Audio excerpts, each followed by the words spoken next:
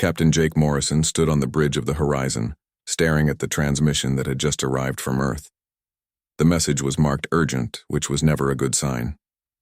He had been commanding this diplomatic vessel for 3 years now, and urgent messages from home usually meant trouble.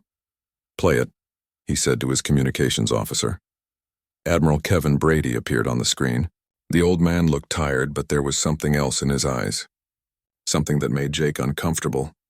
It wasn't fear. It was closer to anticipation. "Captain Morrison, I'll be direct. The Kresh Empire has issued an ultimatum to humanity.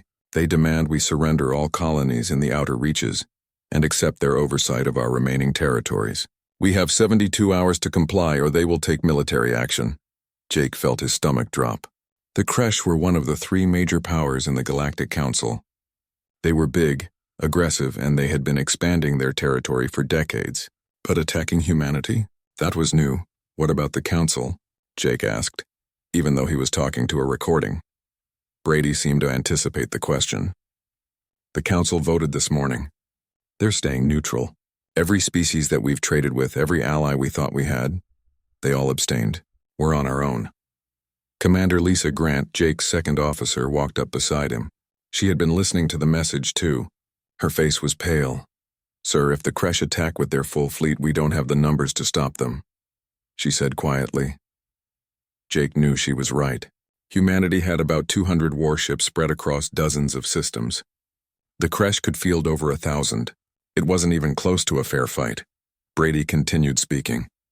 "Your orders are simple, Captain. Evacuate all civilian populations from the outer reach colonies. Get them back to the core systems. You have 72 hours. After that, I want you in the horizon at a safe distance. Far enough to observe, but not close enough to get caught in the fighting." Jake frowned. That last part was odd. Why would Brady want him to observe? If there was going to be a battle, every ship would be needed.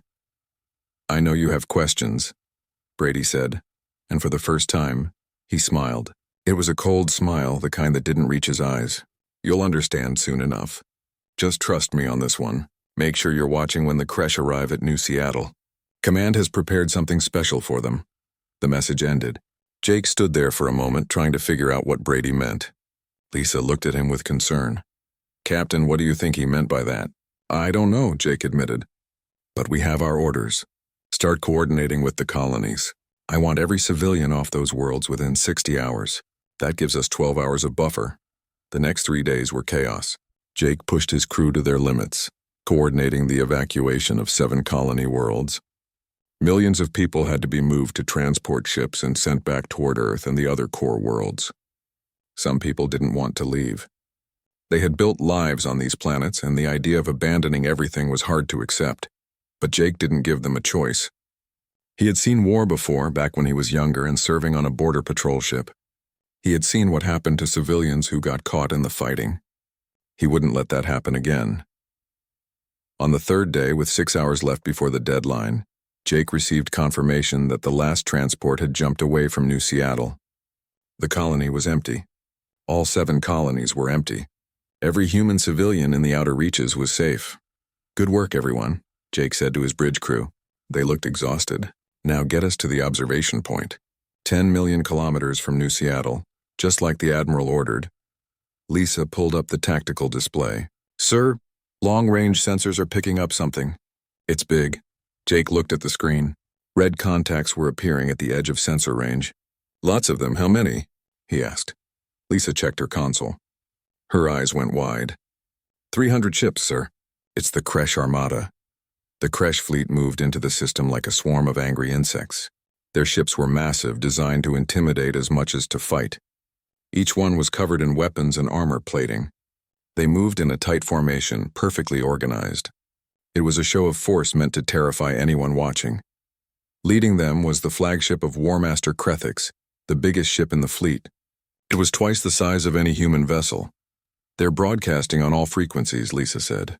Putting it on screen, Krethix appeared. He was huge, like all Kresh, with dark red scales and yellow eyes. When he spoke, his voice was filled with contempt. "Humans of New Seattle, your time has expired. Surrender now and we will be merciful. Resist and we will crush you.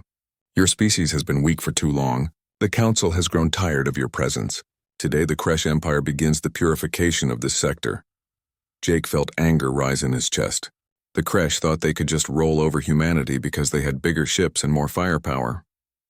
They thought humans were weak because humanity had chosen to avoid the Council's endless small wars and conflicts. They were about to learn how wrong they were. "Sir, I'm picking up human ships near New Seattle," Lisa said. "It's a small fleet, maybe 30 vessels." Jake pulled up the tactical display. Sure enough, there was a human fleet waiting in orbit around the empty colony. It was led by a carrier, the Independence. Jake recognized the name. Commodore Ryan Mitchell commanded that ship. 30 ships against 300, Lisa whispered. "They're going to be slaughtered." But Jake remembered Brady's smile. He remembered the way the Admiral had told him to watch. There was something going on here, something bigger than what it appeared to be. The Kresh fleet moved closer. Krathix broadcast another message demanding immediate surrender. The human response came quickly. Commodore Mitchell appeared on screen. He was young for his rank, maybe 40, with short brown hair and cold blue eyes. When he spoke, his voice was calm. "Negative. Earth Command's response to your aggression begins now." Krathix laughed. It was a deep rumbling sound. "You have 30 ships. We have 300.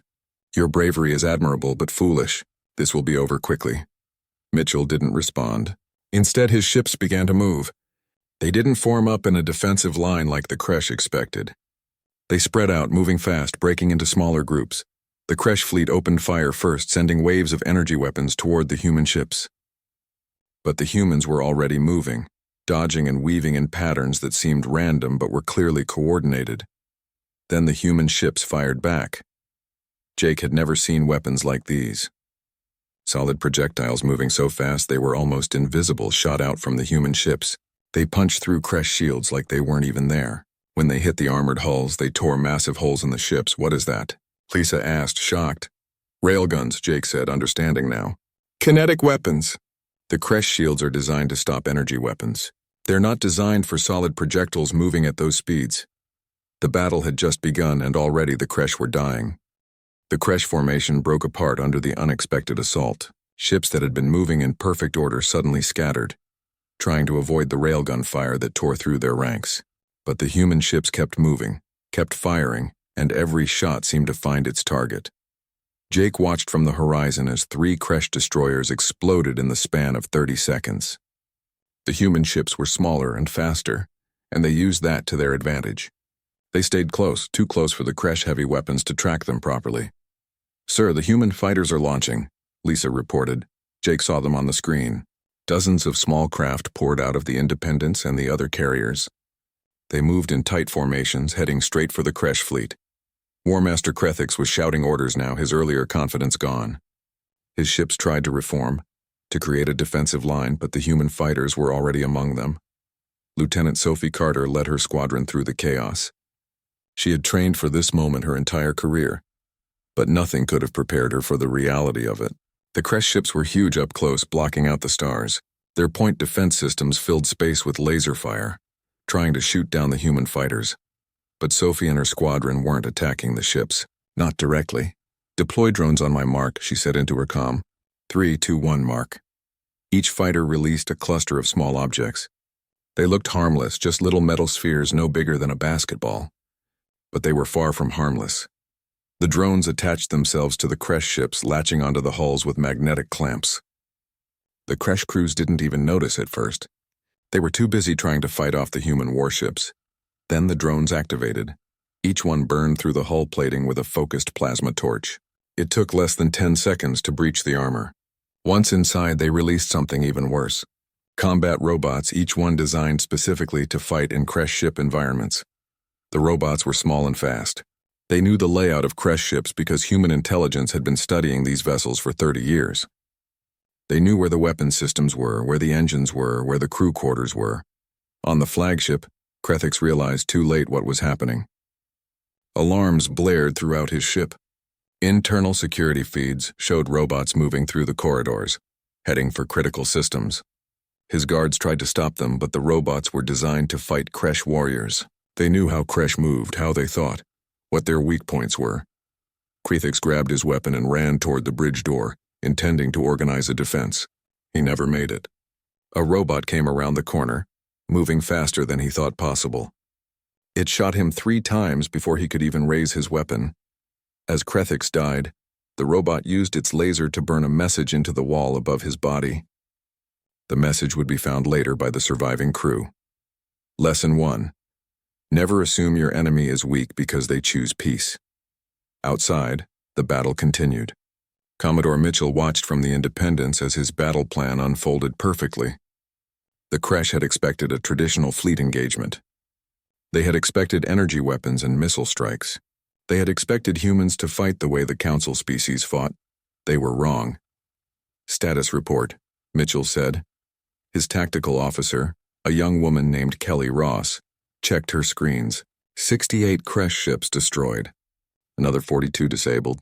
The rest are starting to retreat. Mitchell nodded. Let them go. We've made our point. Captain Alex Chen, commanding the destroyer Vigilant, pursued the retreating Kresh for a few more minutes before breaking off. His ship had taken some damage, but nothing serious. Around him, the rest of the human fleet was regrouping. The battle had lasted 4 hours. When it was over, the Kresh had lost nearly 200 ships. The humans had lost 3. From his position 10 million kilometers away, Jake Morrison couldn't believe what he had just witnessed. 30 human ships had taken on 300 Kresh vessels and won. Not just won, but dominated them completely. Get me Admiral Brady, Jake said. The connection took a minute to establish. When Brady appeared on screen, he looked satisfied. I assume you saw that, Captain, Brady said. I saw it, sir, but I don't understand. Where did those weapons come from? Those tactics? I've never seen anything like that in our fleet. Brady leaned back in his chair. Captain, for 30 years humanity has been part of the Galactic Council. For 30 years we've been watching, learning, studying. Every species in the Council, we learned everything about them. Their technology, their tactics, their weaknesses. We prepared for this day, hoping it would never come. But the Council thinks we're weak, Jake said. We let them think that, Brady replied. We avoided their wars. We didn't show off our military strength. We played the part of the peaceful newcomers. And while they grew complacent, we grew stronger. The weapons you saw today, the tactics, we've been developing them in secret for decades. Jake thought about all the times he had attended council meetings, listening to other species talk about humans like they were children, the condescension, the barely hidden contempt. They had all assumed humanity was weak because humans chose diplomacy over war. What happens now? Jake asked. Brady's expression hardened. Now we wait to see if the Kresh learned their lesson. If they're smart, they'll sue for peace. If they're not, we'll teach them again. And this time we'll make sure everyone in the council is watching. The message from the destroyed Kresh fleet spread quickly. Within hours, every species in the council knew what had happened at New Seattle. The reaction was mixed. Some species, like the Quellans, immediately called for peace negotiations. They had always been the more diplomatic members of the council, and they saw which way the wind was blowing. But others, particularly the Varn Collective, saw opportunity. The Varn were allies of the Kresh, and they had territorial ambitions of their own. The leader of the collective, a cunning insectoid named Vexthor, sent a secret message to the surviving Kresh commanders. Do not lose hope, the message said. The humans won through surprise and deception. Now that we know their tricks, we can counter them. Together, the Kresh and Varn can field 2,000 ships. No human trick can overcome those numbers. The surviving Kresh commanders wanted revenge. They had been humiliated and their pride demanded blood. Against the advice of their more cautious officials, they agreed to the alliance. Back on Earth, Admiral Brady received intelligence reports about the Kresh-Varn alliance. He called a meeting of his top commanders. Colonel Greg Harrison attended via video link from Aurora Colony. He was responsible for defending the colony worlds that hadn't been evacuated. His intelligence officer, Lieutenant Beth Wagner, stood beside him. Admiral, if the Kresh and Varn combine their fleets, we'll be facing over 2,000 ships, Harrison said. That's 10 times what we fought at New Seattle. Brady nodded. I'm aware of the numbers, Colonel. Then how do we win? Brady smiled that cold smile again. Colonel, you're thinking like they do. You're thinking defensively. But remember, they came to our territory. They invaded our space. That gives us advantages they don't have. Vice Admiral Claire Donovan, who commanded the main human battle fleet, spoke up. Admiral, with respect, what advantages? We're still outnumbered 10-1.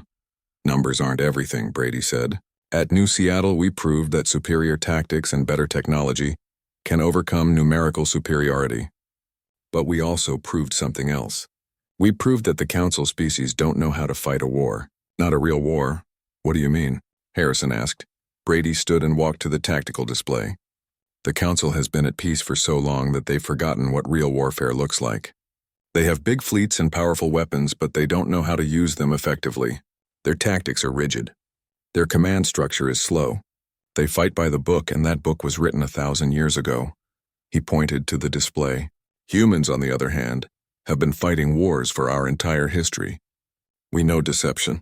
We know guerrilla tactics. We know how to adapt and improvise. While the Kresh and Varn are putting together their big invasion fleet, we're going to show them what real warfare looks like. Claire Donovan understood first. You want us to attack their supply lines. Not just their supply lines, Brady said. Everything. Their fuel depots, their shipyards, their staging areas. We're not going to sit here and wait for them to come to us. We're going to bring the war to them. The Kresh-Varn alliance officially formed 3 days after the defeat at New Seattle. Emperor Krethak of the Kresh Empire and Vex-Thor of the Varn Collective stood together before the Galactic Council and announced their intention to bring humanity to heel. They promised a swift, decisive campaign that would end with human surrender within a month. The council members listened and said nothing. Some looked uncomfortable, but none spoke up in defense of humanity. The vote to remain neutral still stood. What the council didn't know was that human intelligence officers had infiltrated their communication networks years ago. Every message sent between council members was intercepted and decoded. Every plan the Kresh and Varn made was known to Earth Command within hours. Lieutenant Beth Wagner sat in her office on Aurora Colony, reading the latest intelligence reports. The enemy fleet was assembling at a staging area in Varn space. 2,000 ships, just like they had predicted. The invasion would begin in 2 weeks. She walked to Colonel Harrison's office and knocked. "Come in," Harrison said. He looked tired. The stress of commanding the defense of an entire colony world was showing on his face. Beth handed him the report. "Sir, the enemy fleet is almost ready. They're planning to jump directly to Aurora.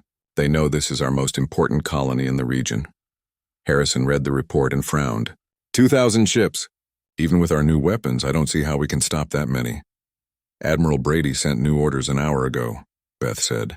We're not stopping them. We're not even going to try. Harrison looked up. What?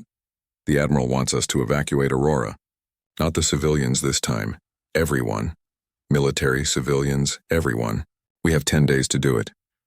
But if we abandon Aurora, they'll take it without a fight. Beth smiled. That's the idea, sir. The Admiral wants them to take it. He wants them to feel confident. Because while they're celebrating their easy victory, we'll be hitting them everywhere else. Harrison began to understand. We're giving them the colony as bait. Exactly. And while they're here, occupying an empty world, our fleet will be destroying their supply depots and shipyards. By the time they realize what's happening, it'll be too late.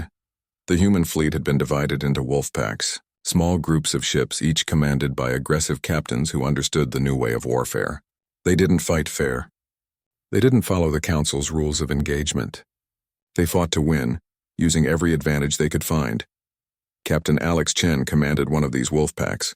His ship, the Vigilant, was a stealth destroyer equipped with the latest cloaking technology. The Varn had sensors that could detect most stealth fields, but human engineers had developed something better. Instead of trying to hide the ship's energy signature, they made it look like background radiation. To Varn sensors, the Vigilant was just another piece of space debris. Alex led his ship deep into Varn territory, past their border patrols, past their defense stations. His target was a fuel depot that supplied the invasion fleet. It was heavily guarded with 3 defense platforms and a dozen patrol ships. How are we looking? Alex asked his tactical officer, a man named Kyle Brooks. Guards are on regular patrol patterns. No alerts, they don't know we're here. Alex nodded. Good, load the torpedoes. We'll hit the fuel storage tanks first, then the defense platforms while they're confused. The Vigilant drifted closer, moving slowly to avoid detection. When they were in range, Alex gave the order, fire. The torpedoes launched silently. They were simple weapons, really. Just high-explosive warheads with smart guidance systems. But they didn't need to be complicated to be effective. The first torpedo hit a fuel tank and detonated. The explosion was massive. a ball of fire that expanded outward and consumed 2 other tanks. Within seconds, the entire depot was burning. The Varn guards scrambled to respond, but they didn't know where the attack had come from. Their sensors showed nothing. The Vigilant fired again, this time targeting the defense platforms. 2 more torpedoes, 2 more explosions. "Sir, enemy patrol ships are moving to intercept," Kyle reported. "But they're searching in the wrong direction." "Good, let's not give them time to figure it out. Helm, get us out of here. Jump as soon as we're clear of the gravity well." The Vigilant slipped away into the darkness, leaving behind a burning fuel depot and confused Varn defenders. That fuel was supposed to supply the invasion fleet for 6 months. Now it was gone. Similar attacks were happening all across Kresh and Varn space. Human wolfpacks struck at shipyards, supply convoys, communication relays. They appeared without warning, destroyed their targets, and vanished before reinforcements could arrive. Commander Megan Brooks was part of a different kind of strike team. She didn't command a warship. She led a group of scientists and engineers whose job was to weaponize human technology in creative ways. Her current project involved kinetic bombardment. The concept was simple. Take a large piece of metal, usually tungsten or depleted uranium. Put it in orbit. Drop it on a target. Gravity does the rest. The Varn had energy shields that could stop almost any weapon. But shields were designed to stop fast-moving projectiles and energy beams. They weren't designed to stop a 10-ton rod of tungsten falling from orbit at terminal velocity. Megan and her team had positioned hundreds of these rods in orbit around Varn military installations. When the order came, they would drop them all at once. The resulting destruction would cripple the Varn ground forces. "How many targets can we hit simultaneously?" Admiral Donovan asked during a briefing. 47 major installations, Megan replied. "Command centers, barracks, vehicle depots, communication hubs. We can take out the entire Varn ground command structure in one strike. And they won't see it coming? The rods are inert, just metal in orbit. Their sensors will register them as space junk. By the time they realize what's happening, it'll be over." Admiral Donovan approved the plan. The strike was scheduled to coincide with the invasion of Aurora. While the Kresh Varn fleet was celebrating their easy victory, the Varn homeworld would be under attack. The day of the invasion arrived. The massive alien fleet jumped into the Aurora system expecting a fight. Instead, they found an empty colony. The orbital stations were abandoned. The surface was clear of all personnel. Vexthor was suspicious. "This is a trap." "It must be."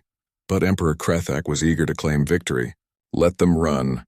We have taken their colony without losing a single ship. This is a triumph." The Kresh began landing troops on Aurora, setting up occupation forces. They broadcast their victory across the Council, proclaiming the weakness of humanity. That's when everything went wrong for them. Commander Matt Henderson led the Cyber Warfare Division of Earth Command. His job was to hack into enemy networks and feed them false information. He had been preparing for this moment for weeks. As the Kresh celebrated on Aurora, Matt and his team launched their attack. They inserted false data into the Varn military network, making it appear that human fleets were massing in a dozen different locations. Varn commanders panicked and sent ships to intercept these phantom threats. At the same time, Megan's orbital bombardment began. The tungsten rods fell on Varn installations across their homeworld. Each rod hit with the force of a small nuclear weapon. Command centers exploded. Communication hubs were destroyed. The Varn military coordination collapsed in minutes. And while all this was happening, Admiral Donovan led the main human battle fleet in a strike against the Kresh shipyards at Kepler Station. The Kresh had converted an entire asteroid field into a massive shipbuilding facility. It was supposed to be heavily defended, but most of the defense fleet was at Aurora celebrating their victory. Donovan's plan was simple, but brilliant. The asteroid field contained thousands of rocks floating in space. Her engineers had spent weeks attaching small thrusters and guidance systems to select asteroids. When the human fleet arrived, they activated these systems. The asteroids became weapons. Each one was programmed to target a Kresh ship or station. They moved slowly at first, then accelerated. By the time the Kresh realized what was happening, hundreds of asteroids were bearing down on them. A Kresh destroyer tried to shoot down an incoming asteroid. Its weapons scored direct hits, breaking the rock into dozens of smaller pieces.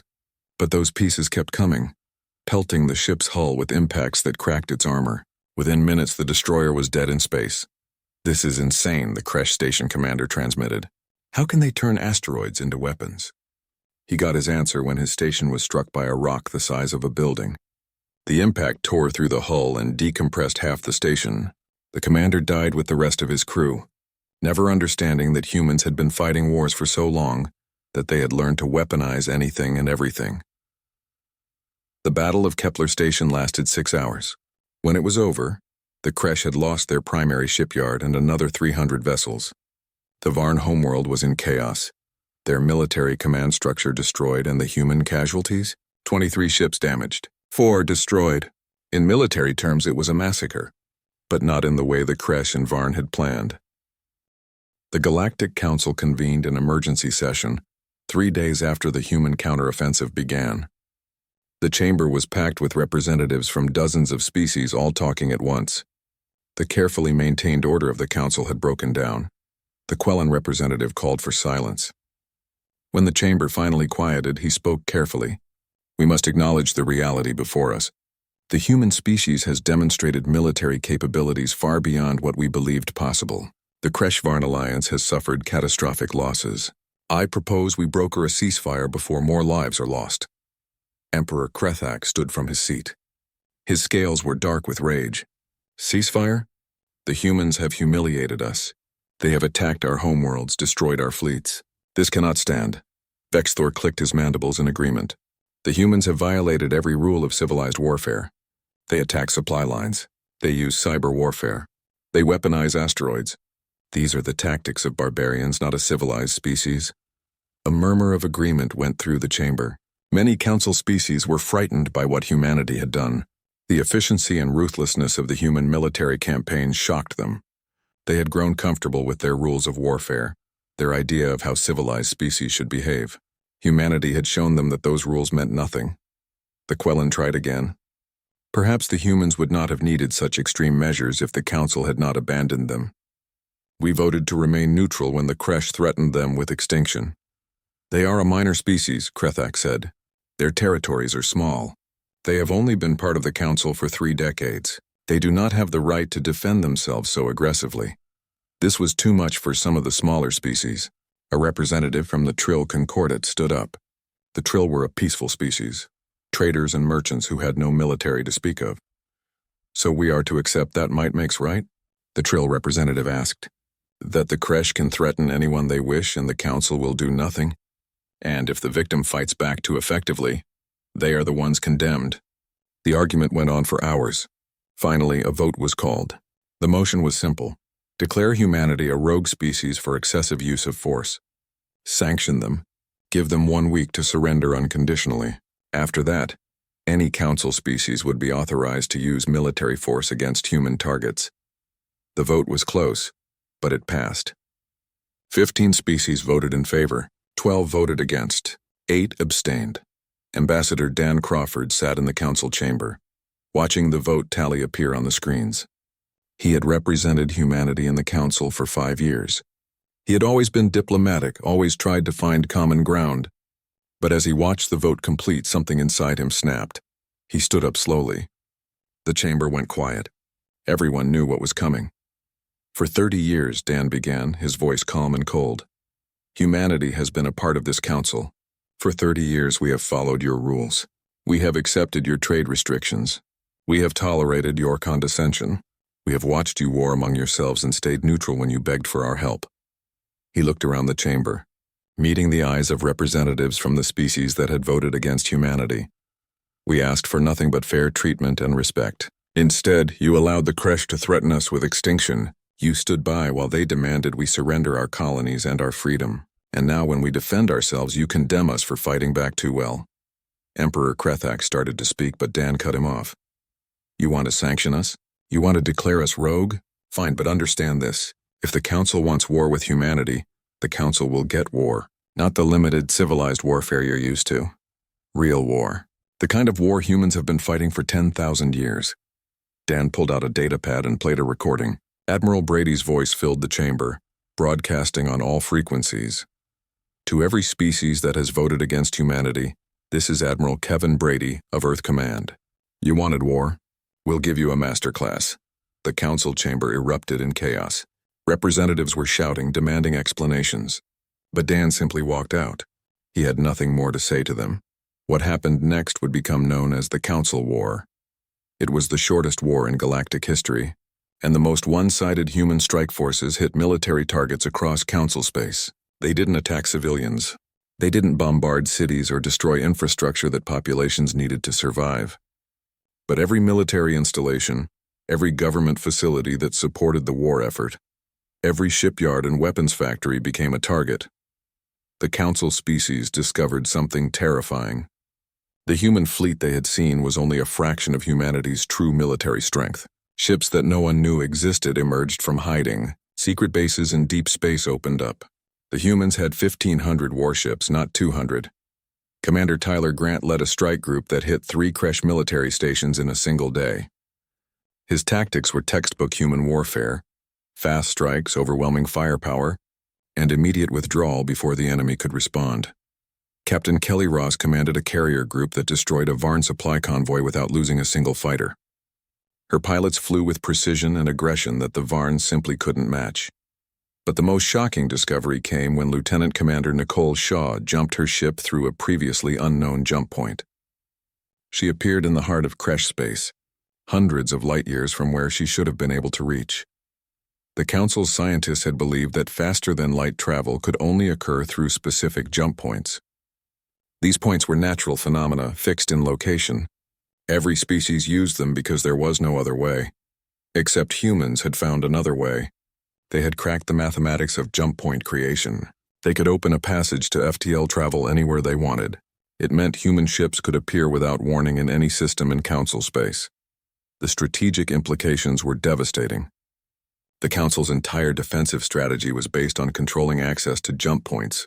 If humans could bypass those defenses, nowhere was safe. Major Chris Palmer led a special operations team that infiltrated a Kresh command center. They didn't fire a single shot. Instead, they planted devices that would feed false information into the Kresh tactical network. By the time the Kresh discovered what had happened, Palmer and his team were gone. The cyber warfare campaign intensified. Commander Matt Henderson's team had full access to Council communication networks. They could read every message, intercept every order. More importantly, they could alter those messages and orders. Kresh fleets were sent to defend empty systems while human forces attacked undefended targets. Varn supply convoys were redirected to the wrong locations, leaving their fleet without fuel or ammunition. Even the minor species that had voted for sanctions found their communications compromised. The Council tried to respond, but they were too slow, too rigid in their thinking. Their command structure required approval from multiple levels before action could be taken. By the time they made decisions, the tactical situation had already changed. Human commanders had complete operational freedom. If they saw an opportunity, they took it. If a plan wasn't working, they changed it immediately. This flexibility drove the Council forces crazy. They couldn't predict what the humans would do because the humans themselves didn't know until the moment arrived.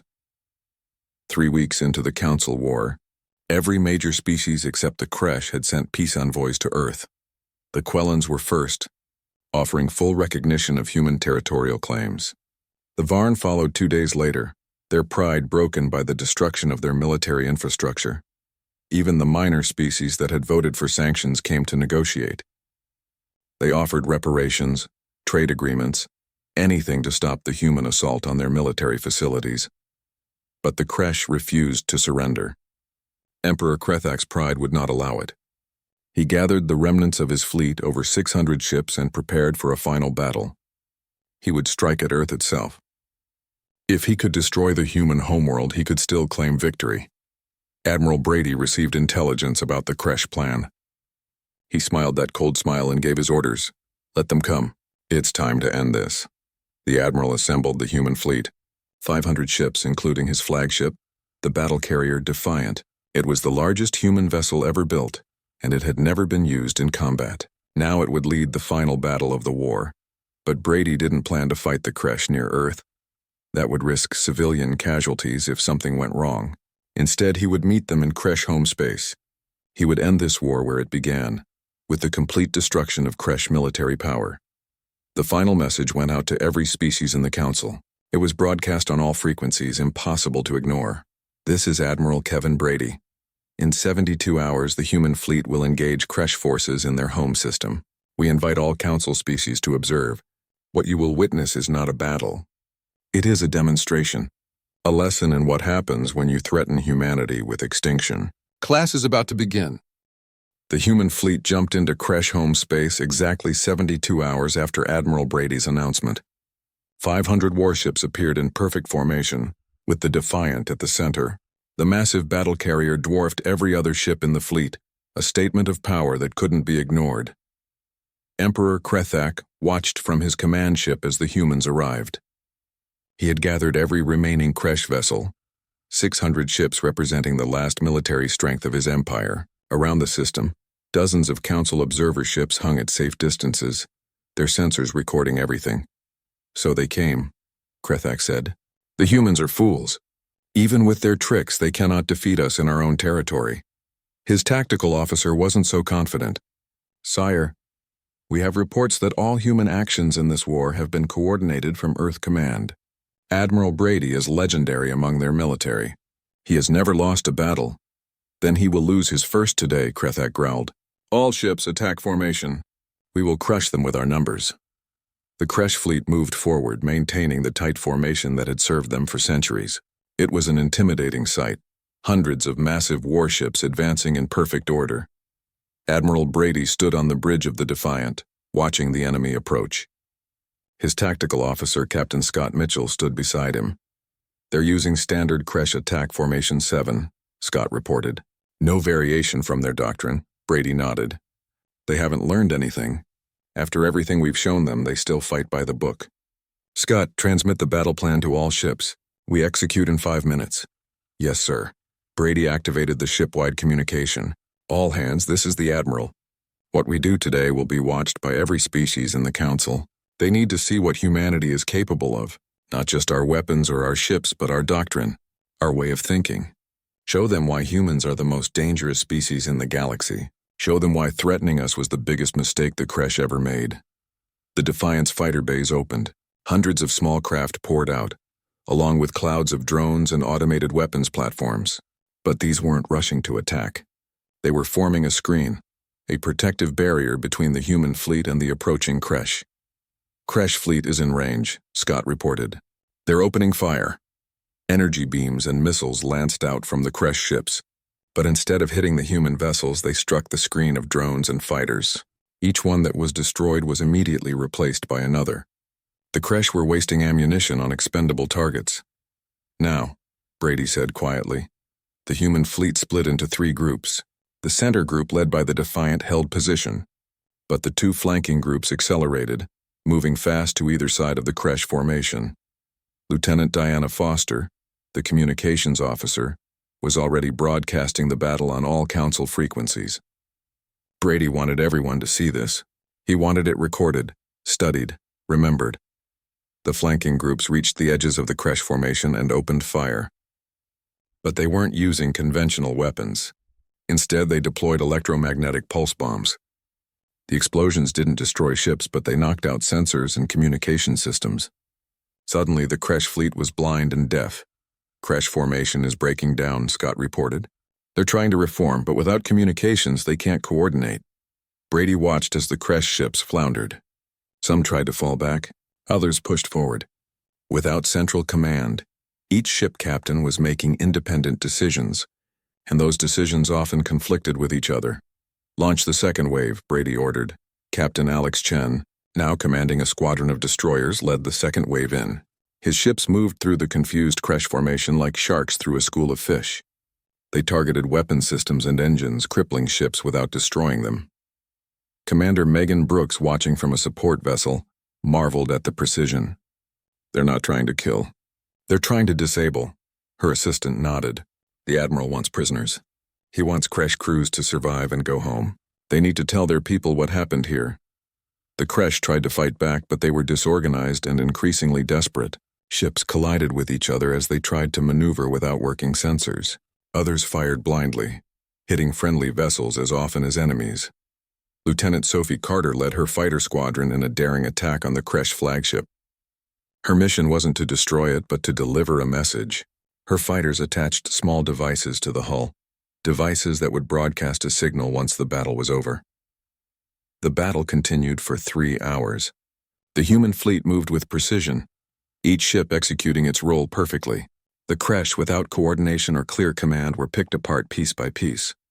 When it was finally over, not a single Kresh ship remained functional. They weren't destroyed, but they were crippled. Dead in space, powerless. Their crews trapped but alive. Admiral Brady broadcast one final message, this time directed at the Kresh. Emperor Krethak, this is Admiral Brady. Your fleet is defeated. Your military power is broken. But I have not killed your crews. They are alive and they will return home. I want them to tell your people what happened here today. He paused, making sure every word was clearly heard. You saw us choose peace for 30 years and mistook it for weakness. You saw our small fleet and assumed we were helpless. You knew we avoided the Council's wars and thought us cowards. These were your failures, not ours. Brady's voice became harder, colder. We studied you for 30 years. We learned your tactics, your weaknesses, your pride. We prepared for war while hoping we'd never need to fight.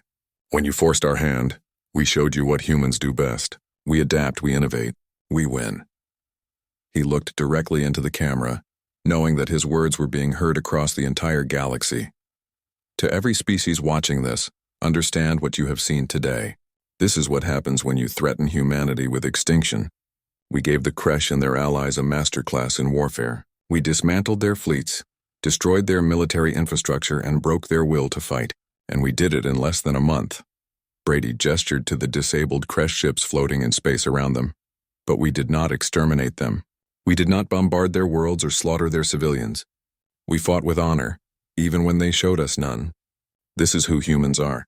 We will always choose peace when we can, but if you bring us war, we will show you why we survived 10,000 years of fighting each other. The transmission ended. Around the Kresh home system, the Council observer ships recorded everything. Within hours, the footage would be on every world in the galaxy. Jake Morrison watched from the horizon, which had been given observer status for the battle. Lisa Grant stood beside him, her face pale. I can't believe what I just saw, she whispered. The Kresh didn't stand a chance, Jake nodded slowly. The Admiral planned this from the beginning. Every battle, every engagement, it was all leading to this moment. He wanted the Council to see what humanity could do. He wanted to make sure no one would ever threaten us again. The aftermath of the Council War reshaped galactic politics. A new treaty was drafted with terms that heavily favored humanity. The Council agreed to recognize all human territorial claims in the outer reaches. Earth was granted permanent Council membership with veto power over military actions. Most importantly, a new law was passed. No species could be threatened with military action without concrete evidence of aggression and a Council vote of at least 75%. The law was officially called the Treaty of New Seattle, but everyone in the galaxy knew it by another name. They called it Brady's Law. The Kresh Empire was allowed to remain in the Council, but their military was limited by treaty. They could maintain defensive forces, but could never again build an offensive fleet. The Varn Collective accepted similar terms.